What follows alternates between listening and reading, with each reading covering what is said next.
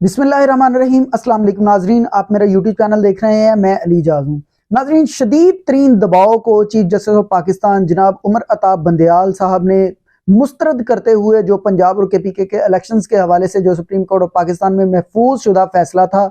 उसको जो है आज सुना दिया गया है। और इसमें सुप्रीम कोर्ट ऑफ पाकिस्तान की जानिब से ये जो ऑर्डर जारी किया गया है कि सुप्रीम कोर्ट ऑफ पाकिस्तान ने ये फैसला किया है, जो महफूज फैसला था उसको सुनाते हुए सुप्रीम कोर्ट ऑफ पाकिस्तान का कहना था कि 8 अक्टूबर को जो इलेक्शन कराने का फैसला जो था इलेक्शन कमीशन का, उसको कालअदम करार दिया है सुप्रीम कोर्ट ऑफ पाकिस्तान की जानिब से। और जो है सुबह पंजाब में 14 मई को इलेक्शन कराने का हुक्म सुप्रीम कोर्ट ऑफ पाकिस्तान की जानिब से दे दिया गया है। जिस तरह से आप सबने भी देखा कि जिस तरह 1-2 दिन पहले से जिस तरह हुकूमती वजीर और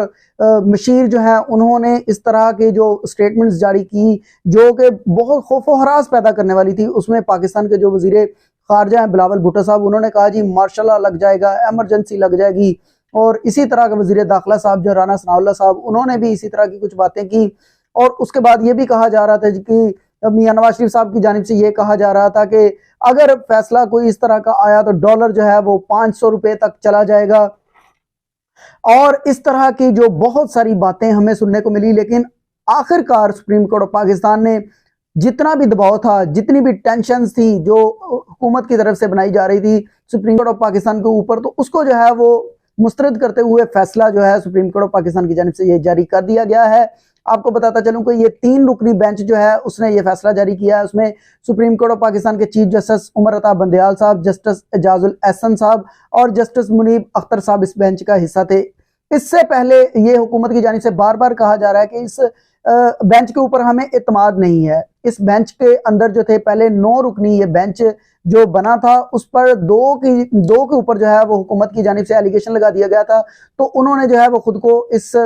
हेयरिंग से अलहदा कर लिया था। उसके बाद जनाब 2 और जजेस साहिबान थे, उन्होंने भी खुद को इस केस से अलहदा कर लिया था। तो ये पीछे रह चुका था 5 रुकनी बेंच।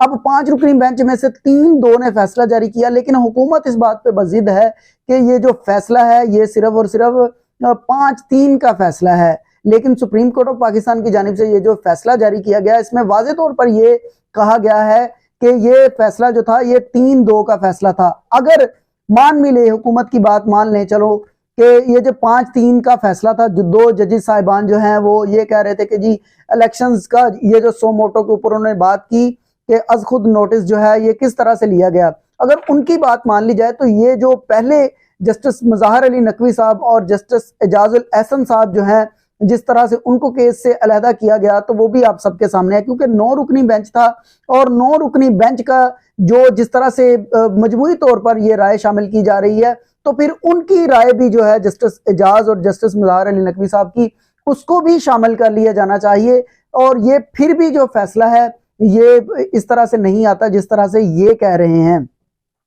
लेकिन ये हुकूमत जो है इस चीज को मानने से बिल्कुल इनकारी है। और वफाकी काबीना का जो इजलास हुआ उसमें भी ये फैसला किया गया है कि हम सुप्रीम कोर्ट ऑफ पाकिस्तान का ये जो फैसला है इसको मुस्तरद करते हैं। सुप्रीम कोर्ट का फैसला अकलियती फैसला है, लिहाजा काबीना इसे मुस्तरद करती है, फैसला काबिल अमल नहीं। मियां नवाज शरीफ साहब ने भी लंदन के अंदर प्रेस कॉन्फ्रेंस की और उसमें उनका कहना था कि ये जो 3 जजेस हैं जिन्होंने ये फैसला सुनाया है, इनके ऊपर जो है सुप्रीम जुडिशल काउंसिल के अंदर जो है ये इनके ऊपर कार्रवाई होनी चाहिए। ये मियां मोहम्मद नवाज शरीफ साहब जो हैं ये कह रहे हैं और उनका कहना है कि इस पर उनके खिलाफ रेफरेंस भी दायर किया जाना चाहिए। दूसरी जानिब इमरान खान साहब हैं, वो बहुत ज्यादा खुश नजर आ रहे हैं और उन्होंने कल ऐलान भी किया है कि कल रात जो है वो ये एक जश्न जो है वो पाकिस्तानी कौम मनाएगी और मनाना भी चाहिए, क्योंकि आइन और कानून की फतह हुई है। अगर कोई इस मामले के ऊपर हमें कहे कि आप जी पार्टी बनकर किसी के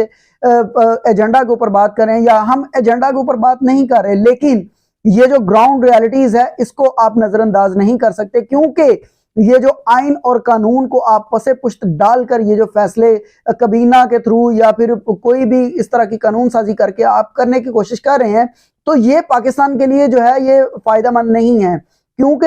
अगर आपने सुप्रीम कोर्ट ऑफ पाकिस्तान के इख्तियारात जो हैं वो महदूद करने हैं, तो ये सिर्फ और सिर्फ कानून साजी की जा सकती है पार्लियामेंट के थ्रू।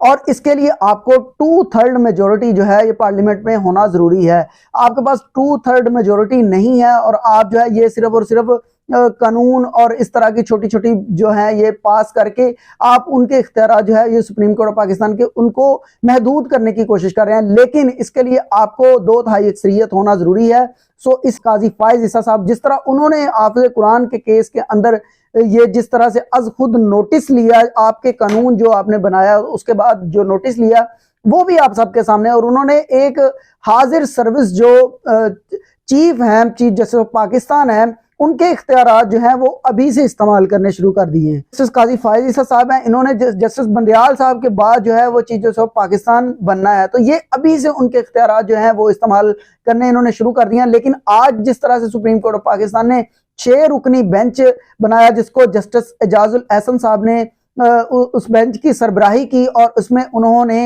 ये जो हाफिज कुरान वाला केस था ये इसको 5 मिनट से पहले इसको फारिग कर दिया, और जस्टिस फायज ईसा साहब का जो फैसला था उसकी भी अब कोई वैल्यू मेरी नजर में नहीं रहती। इमरान खान साहब ने ILF का भी बहुत शुक्रिया अदा किया। उन्होंने कहा कि जिस तरह से इंसाफ लॉयर्स फोरम ने ये जदोजहद की इलेक्शंस के हवाले से, और जिस तरह सुप्रीम कोर्ट ऑफ पाकिस्तान में जाकर उन्होंने वहां पे अपना एहतजाज भी रिकॉर्ड करवाया, और उन्होंने कहा जी इलेक्शंस आइन और कानून के मुताबिक होने चाहिए, तो इस पर जो है वो बहुत क्लैरिटी के साथ आइन और कानून ये कहता है कि 90 दिन के अंदर अंदर ये इलेक्शन होने चाहिए और एक भी दिन जो है ये डिले नहीं होना चाहिए। बहरहाल सुप्रीम कोर्ट ऑफ पाकिस्तान ने आइन और कानून का जो है वो भरम रखा है, पहले भी वो भरम ही रखते हैं, लेकिन उन्होंने जो है जिस दबाव के जिस शदीद तरीन दबाव को उन्होंने हैंडल किया और सबको साइड पे करके उन्होंने आइन और कानून का फैसला दिया। लेकिन अभी भी कुछ लोग ऐसे हैं जो कह रहे हैं कि जी लार्जर बेंच और फुल कोर्ट बेंच और इस तरह की बातें बहुत सारी। कोई कहता है मर्दमशुमारी का रिजल्ट नहीं आया अभी तक, लाखों वोटर्स जो हैं वो हक राय दही का इस्तेमाल नहीं वो कर पाएंगे, और जो लाखों नए वोटर्स हैं उनका क्या बनेगा। तो मेरा उनसे ये सवाल है कि जिस तरह से ओवरसीज पाकिस्तानियों का आपने जिस तरह इमरान खान ने उनके वोट के हवाले से बहुत जबरदस्त किस्म की कानून साजी की थी कि वो भी वोट डालेंगे, तो जिस तरह से उनका आपने इस्तेहसाल किया है और उनके वोट को आपने खत्म किया है, तो उस वक्त आपको कुछ ख्याल नहीं आया कि इस तरह से ये जो लाखों वोटर्स हैं ओवरसीज पाकिस्तान में ज़र मुबादला भेजते हैं, तो उनका ज़र मुबादला जो है वो आपके लिए बहुत काबिल कबूल है, लेकिन उनका वोट डालना आपके लिए काबिल कबूल नहीं है। लेकिन बात आ जाती है नजरिया जरूरत की। नजरिया जरूरत जहां पे आ जाता है और जब कभी खुद को जरूरत पड़ती है तो उसके मुताबिक हम जो है ये कहते हैं जी कि ये गुड हो गया और इस तरह का सब कुछ। बहरहाल मैंने जितनी भी सिचुएशन थी मैंने आपके सामने रखती, उम्मीद करता हूं आपको वीडियो पसंद आई होगी। अपना बहुत ज्यादा ख्याल रखिएगा, अपने इस चैनल का भी। अल्लाह हाफिज।